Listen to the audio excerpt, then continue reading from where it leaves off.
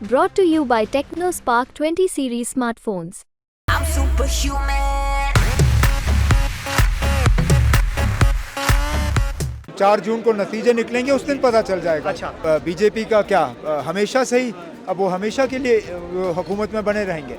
जिस तरह पिछले 2-3 साल से लगातार माइनॉरिटीज़ को यहाँ कश्मीर में टारगेट किया गया, बिल्कुल टारगेटेड अटैक्स हुए, तो इसका सीधा मतलब यही है कि मिलिटेंसी खत्म नहीं हुई है। नौजवान जो है नौकरियों को लेकर परेशान है। इस वक्त मेरे साथ उमर अब्दुल्ला साहब हैं, पूर्व सीएम रह चुके हैं जम्मू कश्मीर के, और इस वक्त बारामूला की सीट पर ताल ठोक रहे हैं। सबसे पहले उमर साहब, कैसी तैयारी चल रही है ये बताएं आप। तैयारी चल रही है, अब 3 ही दिन तो बचे हैं।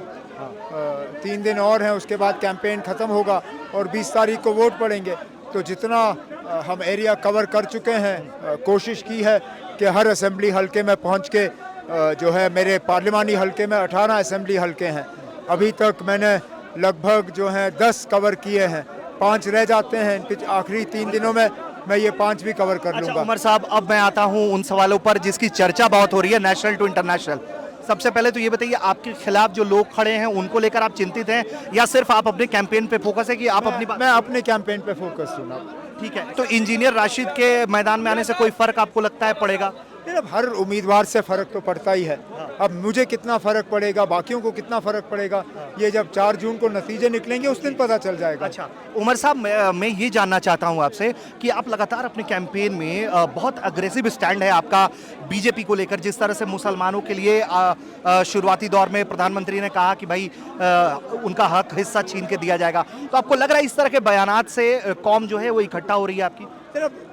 परेशान तो होते ही हम लोग, क्योंकि इस बार चलिए फिलहाल तो जम्मू कश्मीर में हमारी अक्सरियत है, लेकिन ये भी एक सोची समझी मतलब साजिश के तहत इनकी कोशिश क्या पता रहेगी कि हमें जो है अक्सरियत के बजाय हमें एक माइनॉरिटी में तब्दील की जाए। और वैसे भी बाकी मुल्क में जो मुसलमानों के साथ होता है उसका असर हम पे तो पड़ेगा ही। अच्छा, तो सर एक सवाल जो इस वक्त बहुत चर्चा में है देश दुनिया में, पीओके को लेकर आपने खबरें सुनी हुई कि बहुत प्रोटेस्ट हो रहा है वहाँ पे, और अब लोगों ने ये कहना शुरू कर दिया है कि वहाँ का हाल देख लो और जम्मू कश्मीर का हाल देख लो, तो वैसे कंपैरिजन हो रहा है। आप इसको कोई इलेक्शन लिंकेज के तौर पे देखते हैं? मैं माफ़ी चाहता हूँ ना, मुझे अपने इलेक्शन से फुर्सत नहीं है। मैं दूसरे मुल्कों का हाल क्या देखूंगा ना। मुझे नहीं मालूम पीओके में या वहाँ कश्मीर का जो दूसरा हिस्सा है वहाँ पे क्या हो रहा है या नहीं हो रहा है। मुझे खबर देखने की फुर्सत नहीं मिली ना अब इन दिनों में। जी अच्छा, फारूक साहब, माफ़ करिएगा उमर साहब, ये मुझे आपसे जानना है कि जो राशन का मसला आपने उठाया और जो आपने बिजली का मुद्दा उठाया, मैं कैंपेन में कवर कर रहा था, जो मुझे महिलाएं मिली, ये सबसे बड़ा मुद्दा है। ये आवाज़ दिल्ली क्यों नहीं सुन पा रहा है कि बिजली के बिल बेतहाशा महंगे हो गए हैं और जो अनाज है? दिल्ली के लोग इस गलतफहमी में है कि यहाँ सारा कुछ ठीक है। उन्होंने जिसको यहाँ गवर्नर के तौर पे भेजा है वो राजभवन से कभी बाहर आते नहीं हैं। जब आते हैं तो चंद ही लोगों से मिलते हैं। जब उनका गाड़ी का काफिला चलता है तो जितनी प्रधानमंत्री के लिए ट्रैफिक दिल्ली में रोका जाता है उससे 10 गुना ज़्यादा उनके लिए श्रीनगर में ट्रैफिक रोका जाता है ना। हमें 10-10, 15-15 मिनट के लिए उनकी गाड़ियों के लिए जो है रोक दिया जाता है। वो आम लोगों की बात कहाँ सुनेगा ना। अगर वो यहाँ ज़मीनी सतह पे उतर के आम लोगों से बात करता, उनको पता चलता यहाँ राशन को लेके लोग परेशान हैं, यहाँ बिजली को लेके लोग परेशान हैं, यहाँ पानी का जो टैक्स चढ़ रहा है उसको लेके परेशान है, नौजवान जो है नौकरियों को लेके परेशान है, आम लोग जो है इस चीज़ को लेके परेशान है कि उनकी ज़मीनों को जो है मुख्तलिफ वजूहात के बुनियाद पर लिया जा रहा है, चाहे सड़क का, अस्पताल या रेल का, या और ये वैसी ज़मीनें हैं जिनसे वो जो कमाते हैं, जहाँ उनके सेब के दरख्त लगे हुए हैं, जहाँ उनके खेत हैं, और उनकी जो है इस दौर में कोई सुनवाई नहीं हो रही है। मेरे पास और 2 छोटे सवाल है बस आपके लिए।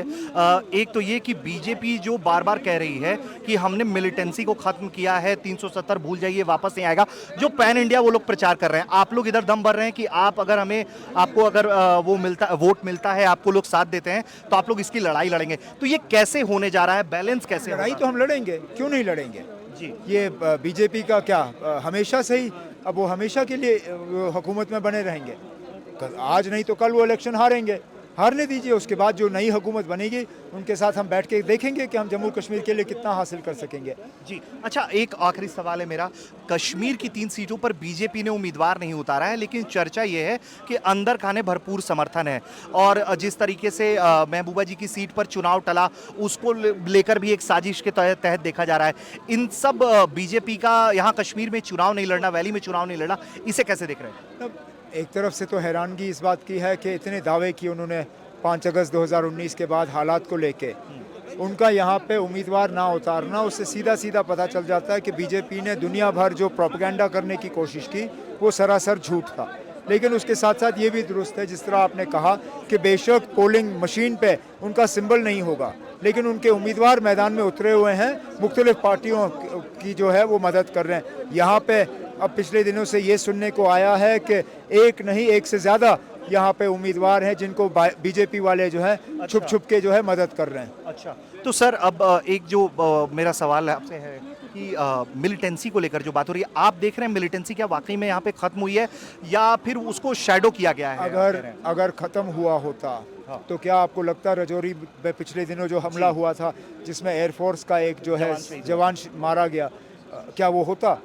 जिस तरह पिछले 2-3 साल से लगातार माइनॉरिटीज़ को यहाँ कश्मीर में टारगेट किया गया, यहाँ तक कि श्रीनगर के बीचों बीच जिस तरह हमले हुए, क्या वो हो जाते? बिल्कुल टारगेटेड अटैक्स हुए। तो इसका सीधा मतलब यही है कि मिलिटेंसी ख़त्म नहीं हुई है।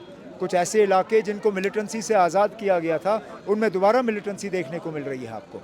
तो लेकिन अब आखिरी में बस कि आप लोग भी ये बात बिल्कुल बड़ी जोर शोर से मान रहे हैं कि इन तमाम मसलों का जो हल है वो बैलेट से ही निकलेगा। हमने हमेशा कहा है कि हमारे तमाम मुद्दे जो हैं, मसले, हमारी तमाम जो डिमांड्स हैं, उनको हम पुरअमन तरीके से, जमहूरी तरीके से, कॉन्स्टिट्यूशनली, लीगली, पीसफुली हम उनका जो है हल निकालेंगे और उसमें सबसे ताकतवर तरीका जो है वो वोट है। ठीक है, बहुत शुक्रिया आपका। तो आप सुन रहे थे, उमर अब्दुल्ला साहब को सुन रहे थे और लगातार वो किस तरह से अपने कैंपेन में दम दिखा रहे हैं और वो दावा कर रहे हैं कि जब भी मौका मिलेगा तो 370 की वापसी का रास्ता तय किया जाएगा।